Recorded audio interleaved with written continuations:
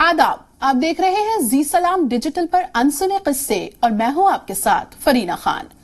शाहरुख खान और सलमान खान, इनकी दोस्ती अक्सर सुर्खियों में रहती है, चाहे वो सबसे अच्छे दोस्त हों या उनके बीच फूट पड़ी हो और फिर सालों बाद एक दूसरे के साथ सुलह हो। इन सब से कोई भी अनजान नहीं है। हालांकि जो बहुत से लोग नहीं जानते हैं वो ये है कि 1998 में एसआरके ने बेस्ट एक्टर के लिए जी सिने अवार्ड जीता था और सभी को हैरानी हुई थी कि उन्होंने अपने सबसे अच्छे दोस्त सलमान खान को मंच पर बुलाया और उन्हें अवार्ड सौंपते हुए उनसे थैंक यू स्पीच देने को कहा। शायद आप ये भी नहीं जानते होंगे कि शाहरुख खान बॉलीवुड में वाहिद ऐसे एक्टर हैं जिनके पास 3 मान्यता प्राप्त विश्वविद्यालयों से 3 विदेशी डॉक्टरेट की डिग्रियां हैं। शाहरुख खान बॉलीवुड में एकमात्र ऐसे अभिनेता हैं जो knight of legion of honour होने का दावा करते हैं।